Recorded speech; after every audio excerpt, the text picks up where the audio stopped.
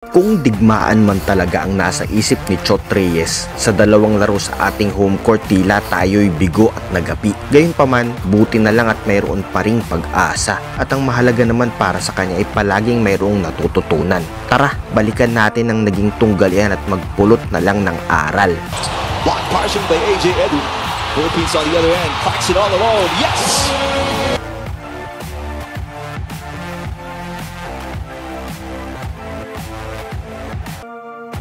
Ibaling na lamang natin marahil ang ating atensyon sa mga bagay na maaari nating ipagdiwang. Nandoon pa rin ang ating crowd na patunay kung gaanong ang basketball ay napakalaki at napakahalaga sa mga Pilipino.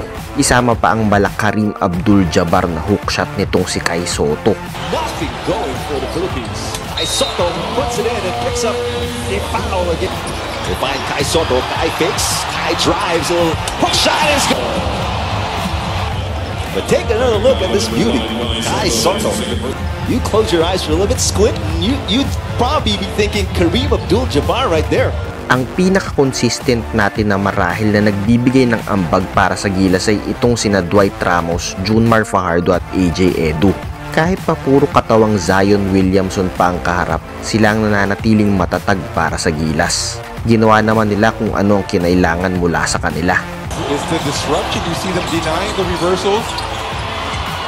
Step back, Ramos. Great defense by Goncalves. Ramos again open. May go-to guy na nga tayo, ngunit paano kung hindi siya kumukonekta? Bagaman tila inalat si Jordan Clarkson at marahil dahil na rin sa kanya talaga nakatuon ng depensa, siya ay nakapagbigay pa rin naman ng puntos na 21. Tapos dagdagan mo pa ng 7 pasa na i-convert sa puntos ng mga kakampi niya. Kai Sotto on the floor. Clarkson double team. Clarkson forcing the issue.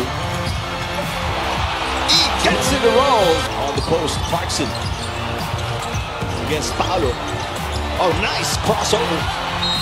Reverse is good and the foul. Anong masasabi ninyo sa larong ito? Tila hirap talaga o napag-iwanan na nga ba ang Pilipinas sa international arena? Kung may dapat baguhin o papalitan, ano o sino sa tingin ninyo ang una sa listahan? Ilagay nyo lamang sa comment section at babasahin natin iyan. Getting called for that foul. Look at the body control. Look at the hang time by AJ Edu off 6'10". The future is bright for this young man.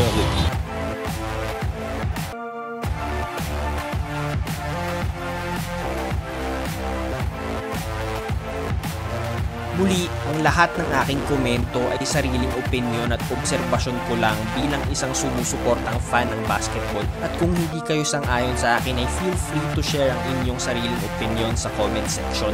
Spread love, not hate lang tayo palagi. Huwag sanang pot at galit ang ating pairalin kundi puso at pag-ibig. Salamat sa inyong panonood. Pindutin lang ang subscribe at notification bell button para di nyo ma-miss ang mga susunod ko pang videos. Salamat sa suporta. Hanggang sa muli.